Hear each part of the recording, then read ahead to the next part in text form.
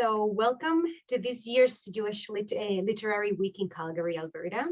Thank you for joining us.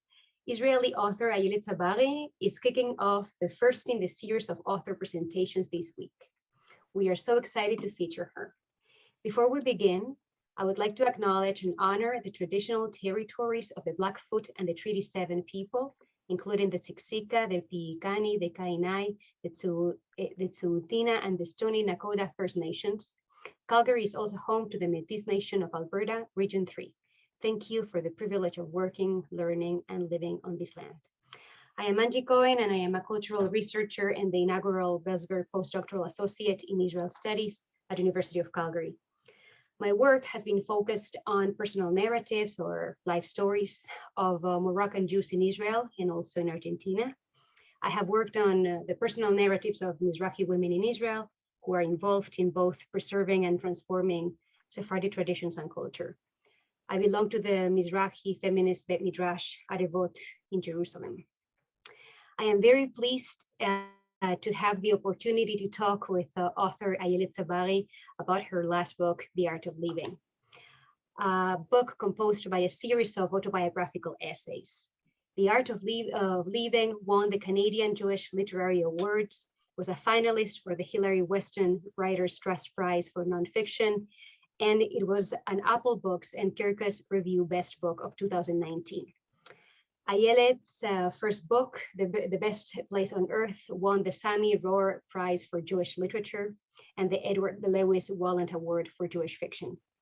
The book was a New York Times Book Review Editor's Choice, Kirkus Review's Best Debut Fiction of 2016, and was nominated for the Frank O'Connor International Short Story Award. We're here today to talk about The Art of Leaving, a memoir, a coming-of-age book that takes us through Ayelet's childhood in a suburb of Tel Aviv, the loss of her father, her early aspirations to become a writer in a country where that seemed to be the privilege of Ashkenazi men, her trips and adventures through Southeast Asia, her arrival in North America, her finding her voice in a foreign language, her return to her family, and references once she was ready, and her becoming a mother, among many other questions. Thank you, Ayelet, for agreeing to have this talk with me today. Thank you so much for having me. So I wanted to start this conversation sharing with you something that I read very recently. The Catalan and Spanish poet Joan Margarit said that whereas there are writers who write in foreign languages, writing poetry cannot be done in a foreign language. He used this this image of poems as dwelling in a crypt together with the mother tongue. So you access the crypt. The password to access the crypt is in the mother tongue, even if you build the language in what he called the language of culture. So one may have many languages of culture in one mother tongue. I found this, so he says that the risk when the mother tongue and the language of culture don't coincide is that one might build a cathedral on top of a crypt to which one has no access. So the reason why I bring this up is because as someone who lives in 3 languages, even though I'm not a poet, I feel very clearly that in order to articulate and imagine even certain things, I need to do it in Spanish. Because language is more than a medium. It's a whole reality in an ancestral culture. So I know you've been asked questions about language a lot, even though these are life questions and adopt all sorts of forms.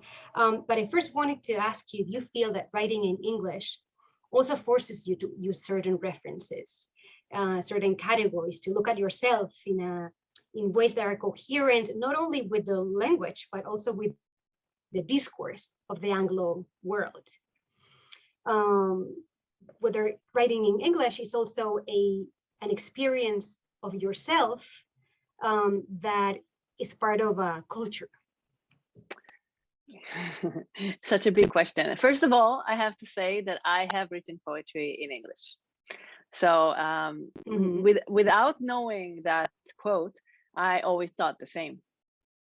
For some reason, I always thought that even after I was writing fiction and then eventually memoir, or actually I would say that I started writing memoir before fiction. It's a long story. Maybe we'll get to that in English. I always thought that if I'd ever write poetry, it would have to be in Hebrew, and turns out no. Once, you know, English became the language in which I create and in which I tell stories, when I wanted to challenge myself and attempt to write poetry, because it's not something that comes naturally to me, it was another, you know, another challenge, which is something I personally need in my life and in my writerly life. It happened in English. You know, I've written poetry obviously before in Hebrew, but I wrote it in English. So first of all. The second thing, yeah, it's. I think what you're saying is that, and in a sense, I think even if I was writing in Hebrew, well, maybe not. But I wanted to say something about the act of cultural translation, and I understand that in writing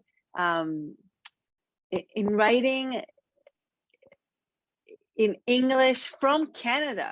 I think it's two things, right? It's writing in English and it's writing for an audience that is not familiar with my experiences and with the nuances of a culture.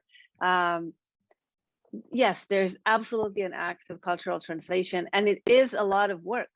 But I feel now in my third book that I'm writing now more adept. It feels a little bit easier, you know, than it was, say, in the first book.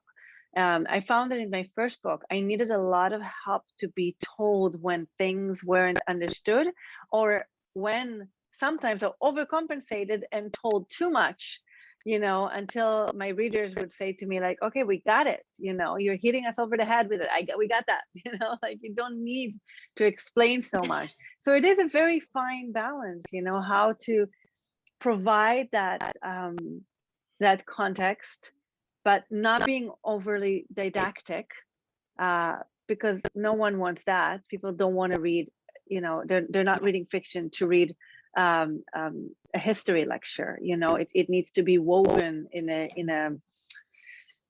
you know, casually and beautifully and artly. It's probably not a word. into the writing. So yeah, it's a lot, but to me there is an advantage there in the act of, there's an advantage in the distance that it provides me. You know what I mean? Like there's a song in Hebrew, things that you can see from here, or things that you can see from there, you can't see from here. There you can see from here. Yeah, so I think for me it's beneficial. That layer of distance. Beneficial in what sense? You know, the distance in what sense? Just in what sense is beneficial? Not in what sense the distance. Yeah. It gives me a better perspective. You know, there is no doubt that when I moved away, I suddenly saw Israel differently. I suddenly saw, just so many things about Israel in a new way. So by writing in English, even now that I live in Israel, I feel like I can maintain that, you know, that same distance that I was able to sort of access from being away. Now that I'm not away, that I'm here, by writing about it in English, I am able to still access that place. And for me, that gives me a unique perspective. I feel that it's a better perspective, you know. Maybe I have to believe that.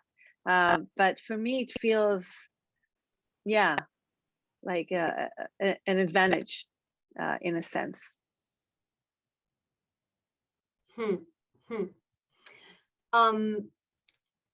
I guess I understand the advantage of the perspective 100%. I was, and I think it's right in that you have, in that sense, a privileged position in between worlds.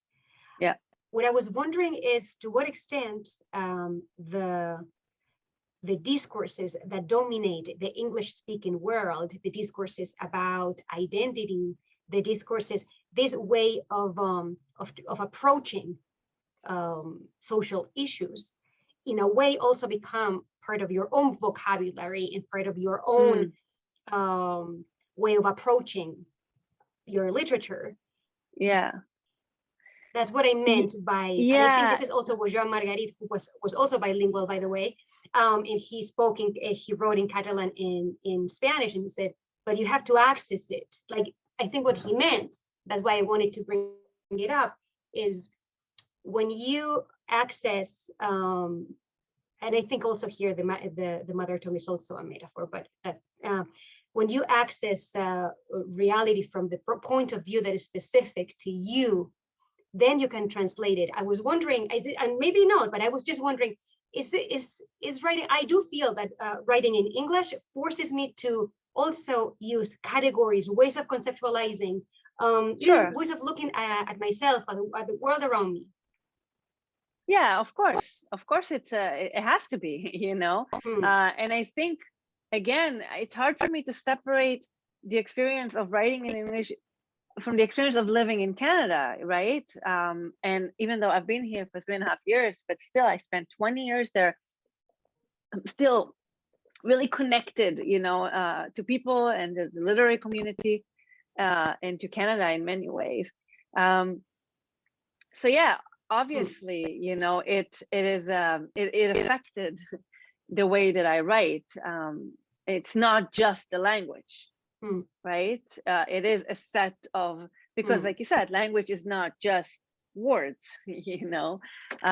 It's not just adjectives and verbs. So absolutely, yeah. But it's also, I also want to say something about, and you said something about the discourse about identity, say, and things like that. I have to say that it also kind of, I feel like it's you find it in Israel too, right? A lot of just, the world has become smaller. Yeah, is what I'm trying to say. Even English words are sometimes spoken in everyday conversation, more so than, say, when I left. Certain certain concepts, certain phrases are now, I'm surprised to find them here, and sometimes also being translated, even though they're not correct. People are saying things that like make sense. People have started saying make sense, which in Hebrew is not, it doesn't work, but people say it. Yeah. So yeah, it starts to blur a little bit.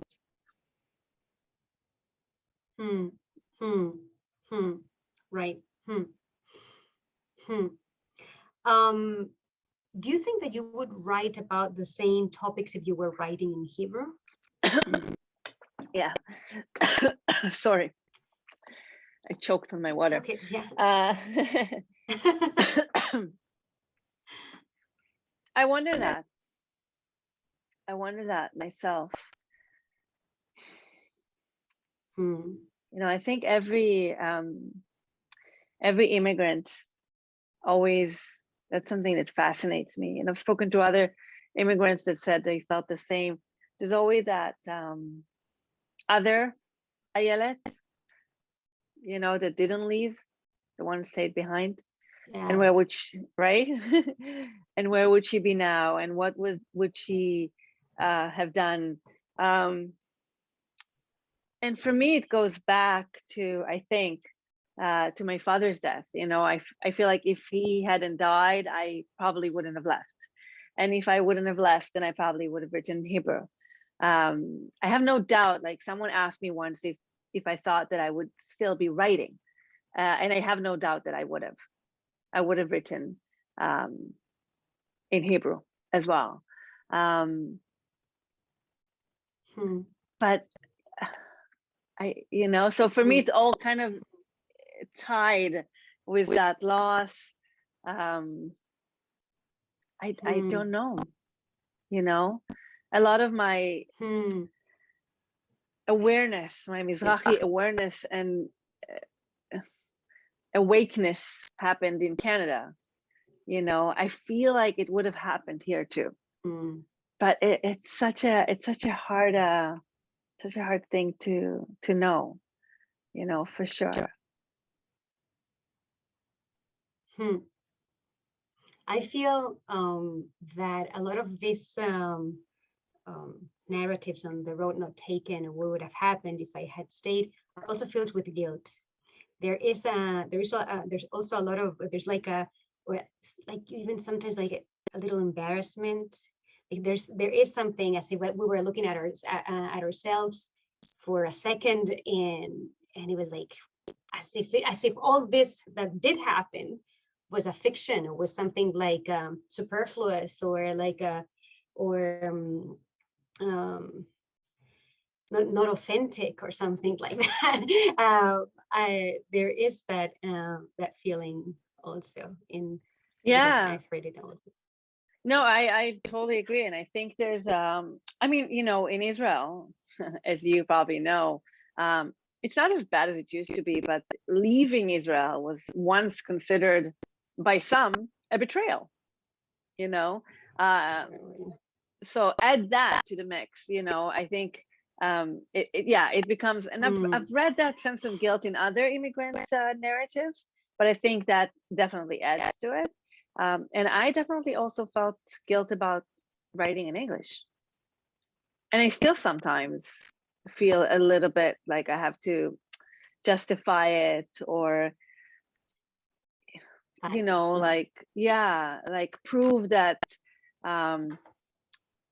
that I have a connection to the Hebrew language, that I loved the Hebrew language. Before I moved to Canada, I always thought that would be the language in which I'd write. There's still a strange feeling of betrayal there, by choosing to write. And by the way, with regards to this, what has been your experience speaking about this book in Israel? Like, how is it received? So this book was not translated into Hebrew. Yeah. The Art of Leaving wasn't translated. But why wasn't it translated? Language that people. Yeah, no, I know people have read it, but it's no. I'm not asking why. There's all sorts of reasons why. But it's a good question. It wasn't translated because I chose not to translate it. You chose not to translate it. No, I chose to, at this point, to keep it in English, unlike my first book. And I'm not sure, I might change my mind. Yeah, I feel a little bit protective of it, because it's a personal story, unlike the fiction that you can hide under the guise of fiction. I've spoken to publishers. It was, I don't know. I might change my mind at this point. My running joke, but it's like many jokes have a lot of truth in it, is that I'm afraid of my mom. I don't want her to read it. But as far as people reading it, if a book is not translated into Hebrew, it's considered a bit marginal. So yes, sure, people have read it, including people who are not English native speakers, not Anglo Israelis is what I'm trying to say. Some have read it. We even had a little launch in Tel Aviv, at a bookstore, and people came. But it's not, it's hard for me to speak about it in the same, the same response as, say, the first book that was, got reviews in the papers, and I can comment on the general public response to it. With The Art of Leaving, it's a little bit more difficult for me, to say. I can say that people told me they wished that I translated it, that they thought that it was important. A few people who read it said that. But in your personal, like from your, I can totally understand that you don't want your mom to read it. That's totally legitimate. But do you feel that also there might be, I don't think that I would want my mom to,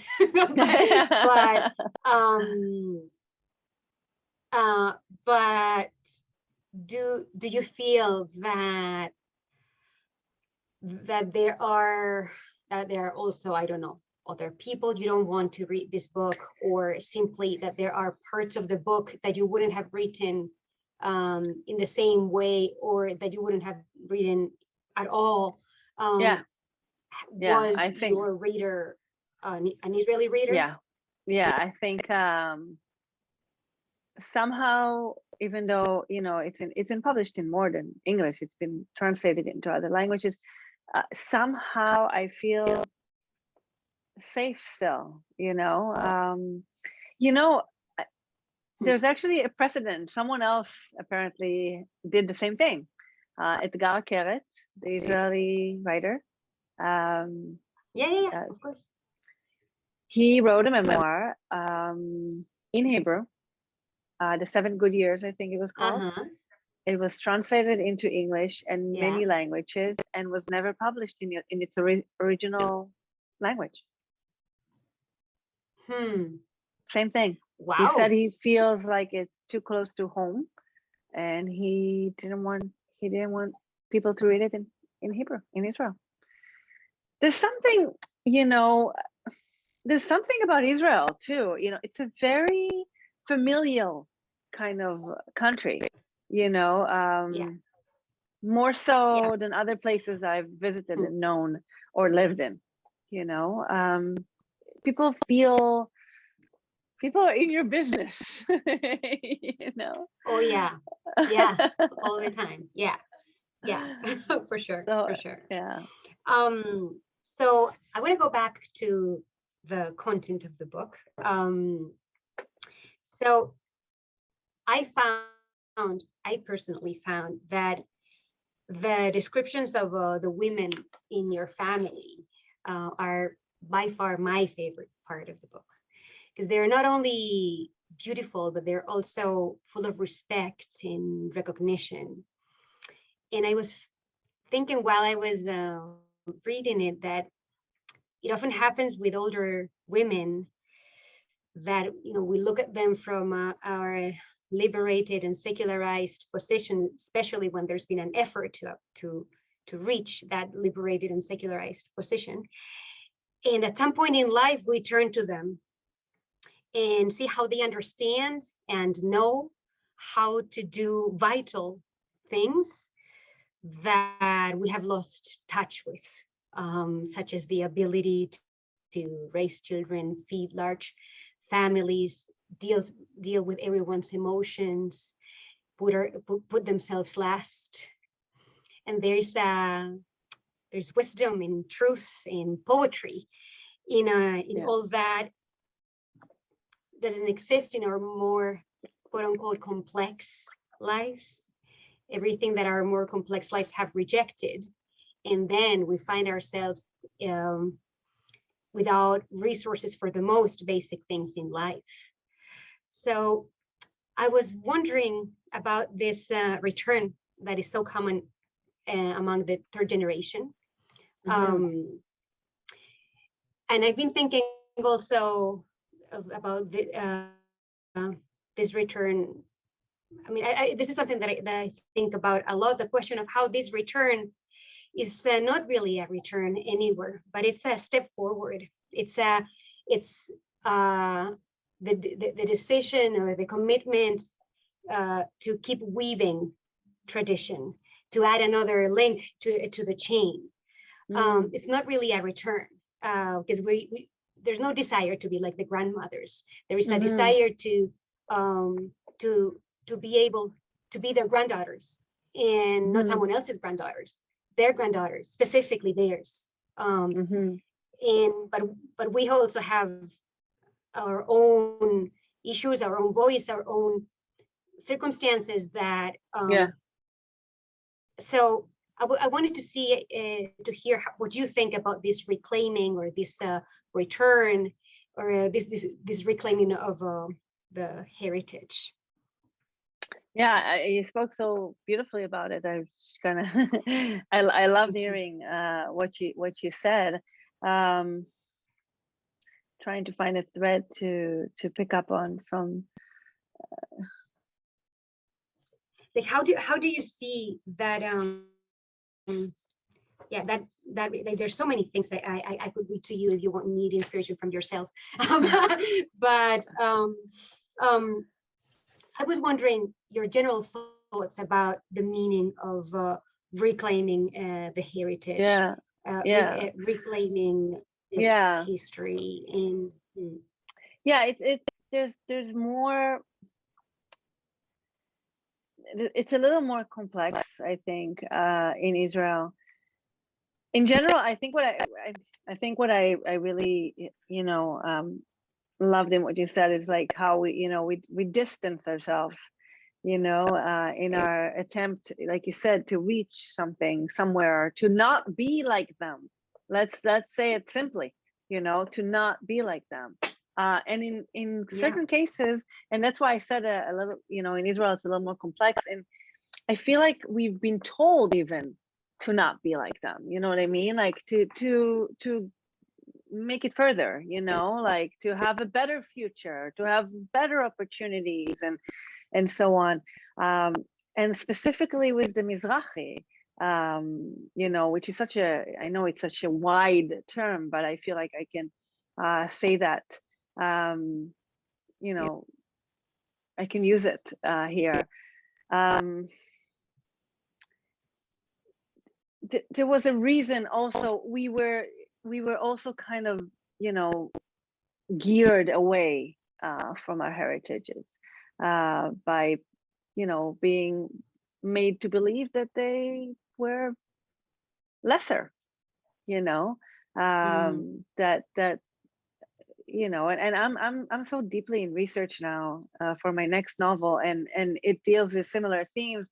And I'm reading all the things that have been said, and I'm reading newspapers from the 40s, and it's, in the 50s and the 60s, and I'm reading about the Black Panthers and their, that movement that started in Jerusalem in 71, and it was everywhere, that kind of narrative. It was really hard not to want to be something other than them. So that kind of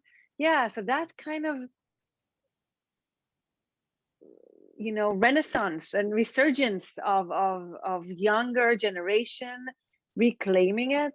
First of all, I want to say how happy I am to see it. It's really moving. There is, and it's growing.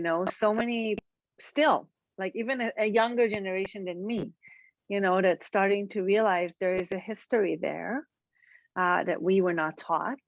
There is wisdom there that we snubbed or were not passed on, because it's a combination. On one hand, we snubbed it. On the other hand, it's not like my mom really did a lot. She was also under that spell. She also wanted her kids to be more Israelis and less, Yemeni. So nobody taught us the language. Nobody, you know what I mean? Like, so it's a mixture of that. Some of it is us pushing it away, and some of it is that we were not taught. So yeah, it feels it's interesting because it's sometimes it feels like, remember what you said back about the guilt and the authenticity. Sometimes it feels like it can't be accessed. That it will never be authentic. You know what I mean? Like that's it. It's like you lost it. You'll never be Yemeni enough. You know what I mean? And you won't. But I think that is the what you said about that's the question of masortiut. Like that's the call. I think that the whole challenge of any tradition is precisely how to change while being preserved. And there is, so of course, no, you won't be that. No, I don't think you have any desire to actually be that. I don't have any desire to go back to Morocco, and like I mean I love it, but I don't want to be my grandmother. No. Yeah. No. No. But I want to be her granddaughter.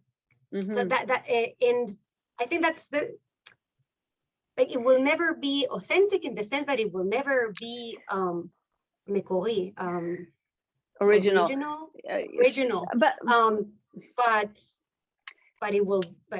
But it will be. But even then, so what you said, to be her granddaughter, in a sense, sometimes I feel like I'll never be good enough at that.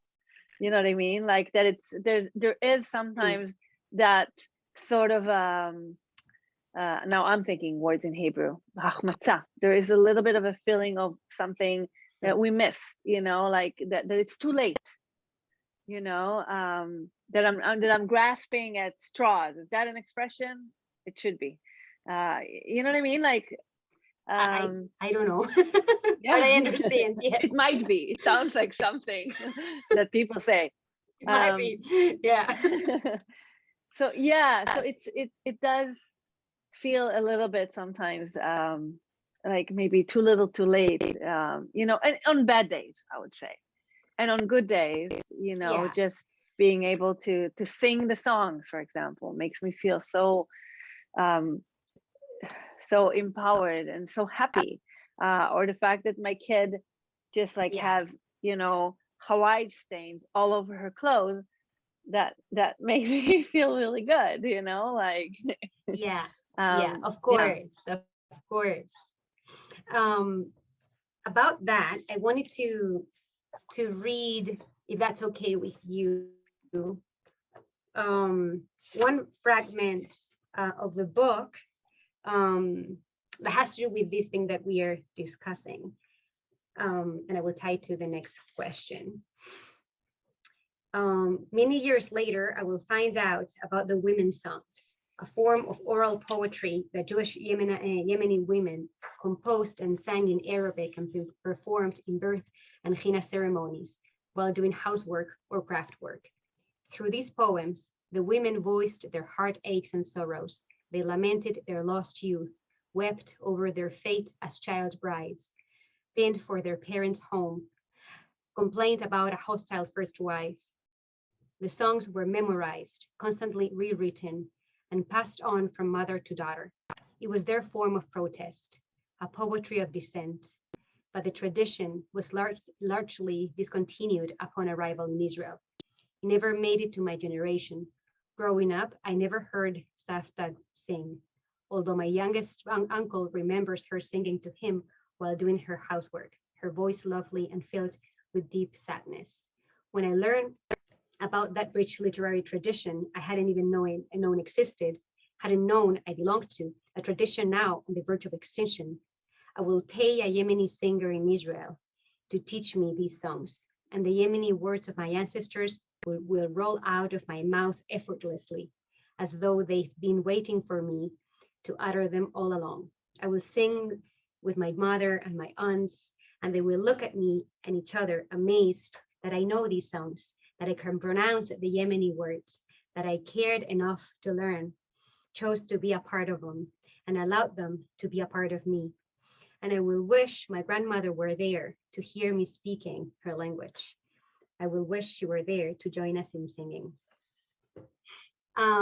So what I was thinking with regards to authenticity, not authenticity, being the thing or not being the thing. It is very much a. Can you hear me well? Because I hear the. Yeah, I had it. Oh, okay. I didn't hear, but I think I'll catch up. Oh, okay. So I was thinking that with regards to the authenticity, not authenticity, and all this, it is very much a third generation characteristic to learn from a teacher. This is something I've seen in many cases. People, third generation, that go to an Arabic teacher, or I myself went to a teacher because for my Shabbat Khatan, I wanted to have an Aliyah la Torah, and I wanted to learn to read with the Amim of Morocco. And is this a traditional thing? No, Moroccan women have not done this traditionally, but this was something that I wanted to receive and give continuity to, and show my family that I also knew how to do this thing. So I was wondering, and this is a huge identity question. So I was thinking that the book seems to become, even the language, the narrative seems to become deeper and maybe even more authentic the more it distances, or you distance yourself from the question of identity, and the closer you come to the question of history. And because this brings you closer to the stories of your grandmother, this brings you closer to the women of your family, to your mother. This allows you to sit and listen to them and learn from them. And I was thinking that this return, in a way, is a challenge to contemporary discourses of identity, because identity is so focused on us. It's this obsession with ourselves. Whereas going back to this family history demands sitting at the table with them and listening to them and joining them, meeting them where they are. And I think this is this fragment that I read is an amazing example of that. This is relevant in identity terms, but it's not only a question of identity. It's also like Amash building the link with this story. Like, okay, you didn't learn this from your Safta. Okay, but you found someone, you repaired the link, and there you are. Yeah, that it's interesting, because I'm hearing this and I'm thinking to myself, but identity is not, I don't know that identity is so focused on the self as it is about where does one belong. So you kind of have to look backwards. You know what I mean? Like I that's how I felt, that I had to look backwards in order to place myself. So it, you know, like coming to my grandmother and sitting with my aunts, yeah, that was the way to do it. And especially for me, because I was living so far away, you know what I mean? So for all this time, I'm grappling with identity, but it's kind of it's futile, you know. I'm there in Canada. I am what I look like, which is many things apparently. You know, I am. It was a very difficult pursuit for me, and that every time, and that's why I ended up, which I think I write about in the book, I ended up finding it finally at a Middle Eastern restaurant. You know what I mean? Because it was the closest thing I had at the time. You know, and being there with the music, with the sound, with the language, with the people who looked like me, that was the first sort of, you know, the first hint. And then when I went back home, after that, I found myself, you know, spending that time with my grandmother and my family. But yeah, that's where it actually started, by finding, you know, other Arabs, really, you know. Yeah, yeah. Actually, that was one of the questions that were passed on to me by this group of women that read your book here in Calgary, and they were wondering about this. So I will read to you the question. Can you articulate why you found a sense of connection and perhaps a sense of your own identity through your Arab friends rather than finding a place in the Jewish communities of the diaspora? Sure, I think I actually wrote that in the book. When I went to the Jewish Community Center at the time, there weren't many Israelis in the cities, and that's an important distinction. Yeah. Because I think amongst Israelis, I would have felt at home, you know, likely. Yeah. But there were hardly any.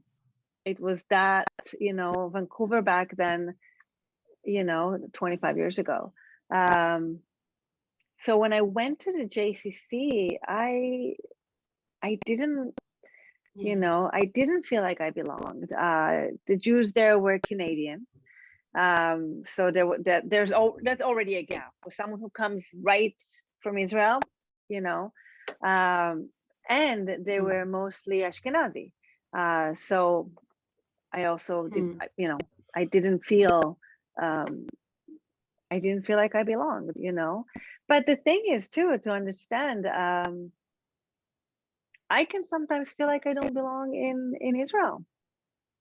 You know, I can walk into a room and it would be very Ashkenazi and older often. And, you know, at times I feel out of place. And it's a feeling that I felt very young and I couldn't articulate and I didn't even know to explain it, you know. And sometimes I would make a huge effort to fit in by showing them, and it's a really sad thing I'm going to say, but it's true, by showing them that I am intelligent and articulate, you know, and know things.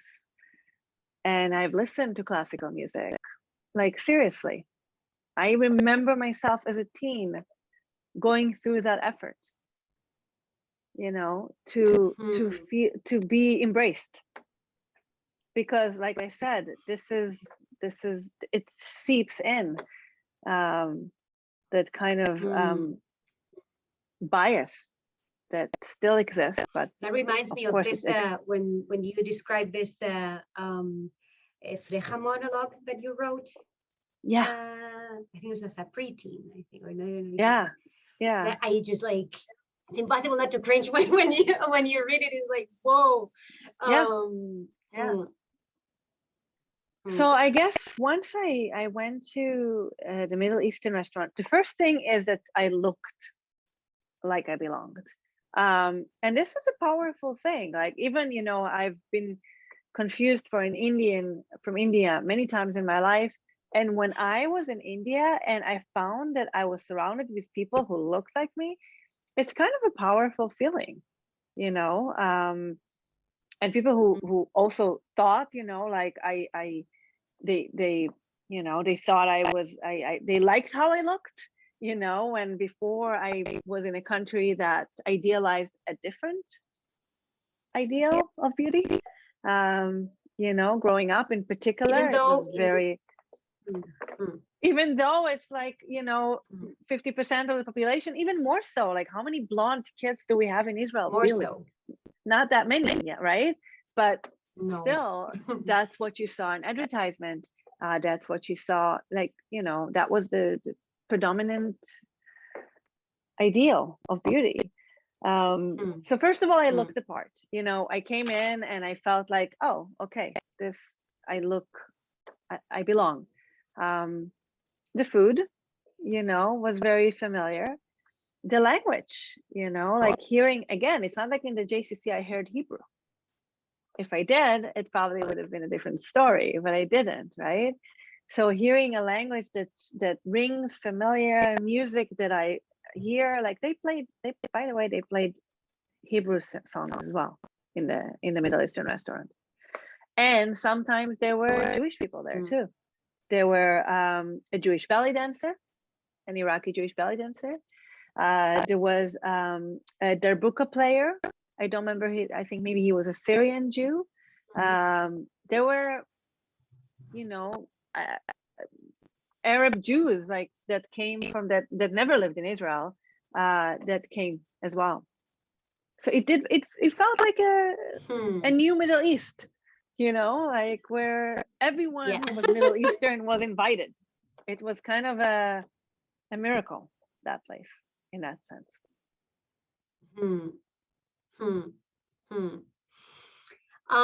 With regards to the question of feeling home and not feeling home, and your return to Israel despite everything. So while I was reading the book and listening to some interviews, I was thinking that home is not necessarily a peaceful place, but a place in which one can relate to its conflicts, meaning a place whose conflicts are our conflicts too. Otherwise, you could have stayed in Vancouver, meaning it sounded like, at least, like conditions weren't bad. And yet, I think it's undeniable that life in Israel is not easy. No. That's an understatement. So, however, those, one might feel at home in a place whose conflicts are ours too. Because we choose to deal with. Those are. I was wondering what you think about this. It's something I think about a lot, I thought about it in May in particular, when there was that, that little bout of war. What are you doing? Why are you here? It's hard. I think it's hard to explain to people who are not, who don't know Israel very well or are not Israelis.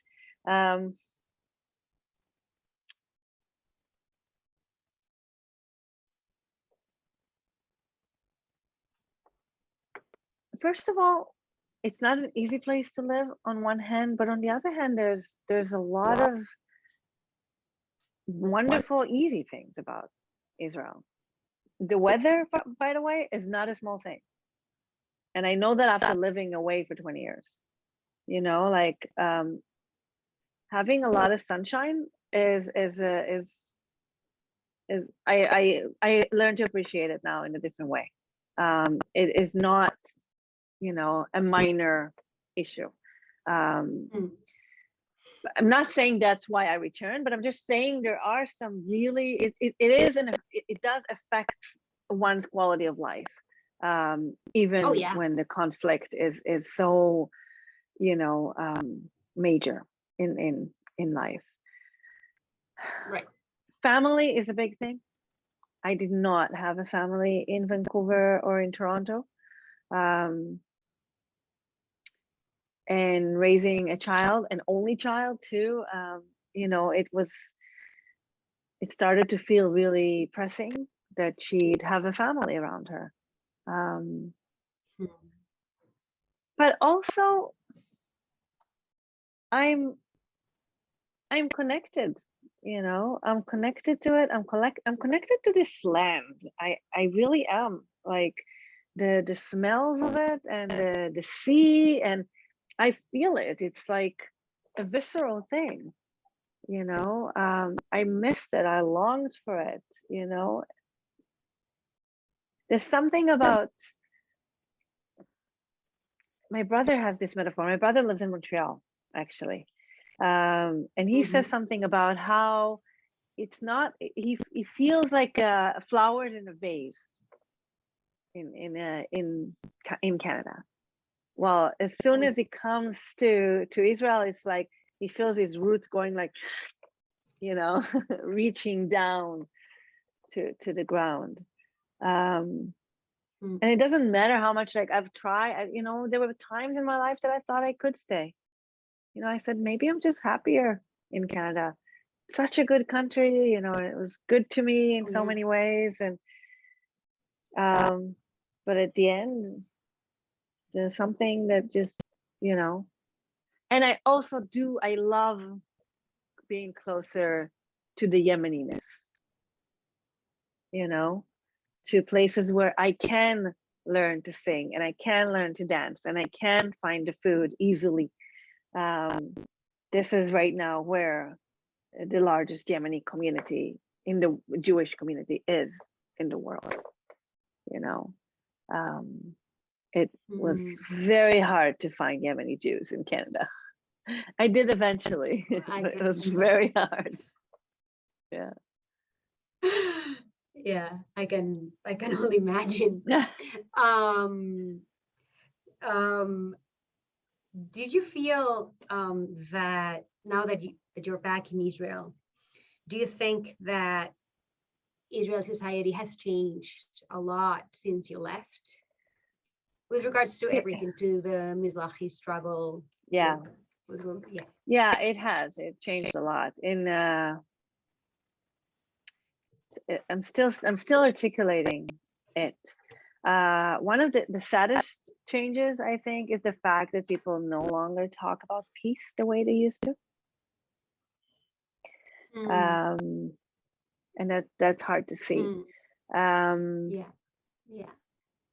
It seems like people are comfortable, even though it's short-sighted, you know, because but it's like they're just holding on to, and in general, I think we're a little short-sighted here, you know.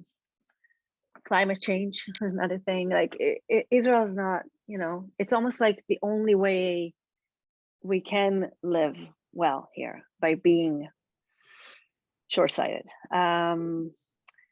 So there's that. As far as the Mizrahi issue, it's definitely more in the forefront. A lot of people are talking about it now. There are a lot of activists. Their voices are heard, and it's wonderful to see. I love the emergence of a Mizrahi left in Israel. You know, you can see a lot more of that nowadays. And yet there is also a lot of people that deny that there's any disparities. They don't want to hear it. And unlike in other places where these kind of voices are, you know, may just, you know, say it quietly to their friends and families, in Israel, it's still very blatant. You see it on social media. Sometimes you see it in interviews with famous people that are just like, you know, people still make ethnic jokes that I'm not fond of. So yeah, it's interesting. So on one hand, things are better, absolutely. You know, they're trying to change things, like they're trying to change the curriculum and make it less Eurocentric. But it's still, you know, still 9% of academic staff is Mizrahi. Still, most of the Mizrahi works is and most of the Mizrahi works in the curriculum are elective. You know, they're still not. And it's the history that they teach is still lacking. You know. And not just Hmm. lacking, there's some erasure there, you know, like people still believe that the first immigration was the Biluim, when in fact the Yemenis came It was before like, them, right? In Ale Betamar. And it's astounding to me that this has not been rectified. Yeah. yeah, for sure. So I would like to finish with a question about your future plans and the book that you're writing on. Can you tell us a little bit about it, Oh my goodness. or as much as you can? Yeah, it's hard to, you know, it's easier to talk about projects when they're done. So it takes place in the 90s mostly, but some in the 50s as well. So it's set against the assassination of Rabin, which feels like, you know, a really big moment in Israel, in the life of Israelis, in my life. And it's very Yemeni, and definitely touches on a lot of issues that, you know, relate to Mizrahi history and Yemeni history. Yeah. And the women's songs. I should say the women's songs are a big part of it as well. Amazing. Do you have a date? I have a date that I have to submit it, and it's really soon. It's like a few weeks away. Oh, okay. Yeah. Oh, wow. So I'm hard at work. Like, wow. It's all I'm doing right now. Yeah. Good luck. Yeah, thank you. I wanted to transmit to you a message that this group of women that have read your book would like to send you. And they say, we are a bunch of fairly well-read Jewish women, many of whom have spent time in Israel. And all of us feel that we don't know nearly enough about Yemenite culture or that of other Mizrahim. We are grateful to you for giving us such a rich portrait of your family and experience. We've learned from you. Oh, that's so sweet. Thank you. Thank you so much. Thank you. Thank you for reading. Yes. It was a pleasure. It was a pleasure. I had such a good time reading it and then rereading it to prepare. And congratulations and good luck. Thank you. Thank you for all your great questions and your really, you know, thorough read. I can tell. Thank you. And I think that's it. I think we can say goodbye. All right. Goodbye, everyone. Bye. Goodbye, Calgary.